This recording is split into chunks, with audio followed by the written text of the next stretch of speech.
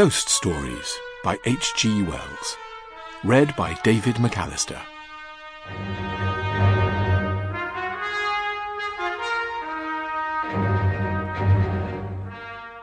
The Moth.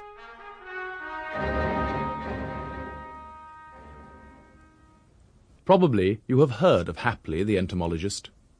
If so, you know at least of the great feud between him and Professor Pawkins. It was war to the knife. At times, the Royal Entomological Society meetings resembled nothing so much as the Chamber of Deputies. On the whole, I fancy Pawkins was nearer the truth than Hapley. But in 1891, Pawkins, whose health had been bad for some time, published some work upon the mesoblast of the death's head moth. What the mesoblast of the death's head moth may be does not matter a rap in the story. But the work was far below Pawkins' usual standard, and gave Hapley an opening he had coveted for years. He rent Pawkins to tatters in the form of a paper upon the development of moths in general, a paper which must have covered Pawkins with shame. It was murderous in argument and utterly contemptuous in tone, an awful thing for the declining years of a man's career.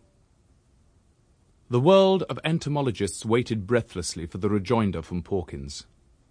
But the rejoinder from Pawkins was to catch influenza, proceed to pneumonia, and die. It was perhaps as effectual a reply as he could make. There could be no reasonable doubt that the fret of the defeat had contributed to the death of Pawkins.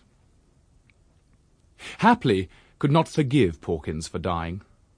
For 20 years he had worked hard almost entirely with reference to Pawkins.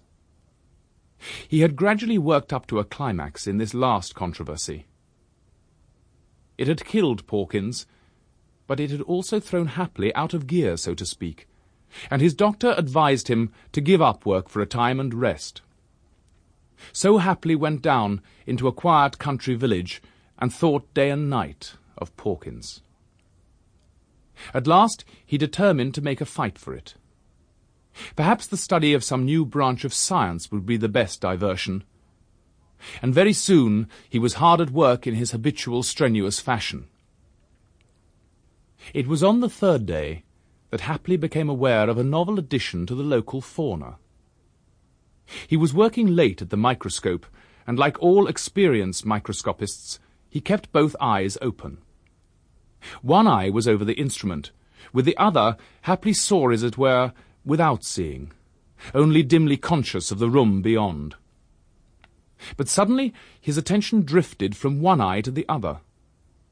The tablecloth was tapestry, and the pattern was in gold, with a small amount of crimson and pale blue upon a greyish ground. At one point the pattern seemed displaced, and there was a vibrating movement. Hapley suddenly moved his head back and looked with both eyes. It was a large moth or butterfly. It was strange it should be in the room at all, for the windows were closed. Stranger far that to Hapley, the great entomologist, it was altogether unknown. He suddenly thought of Pawkins. Nothing would have maddened Pawkins more. And Pawkins was dead. Something about the head and body of the insect became singularly suggestive of Pawkins. "Confound Pawkins," said Hapley. "But I must catch this." Before he was in a striking position, however, the moth had risen and was fluttering round the room. Once Hapley struck and missed. Then again. The third time he hit his microscope.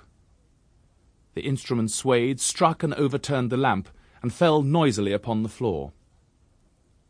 The lamp turned over on the table, and very luckily went out. Hapley was left in the dark, and with a start he felt the strange moth blunder into his face. It was maddening. He had no lights.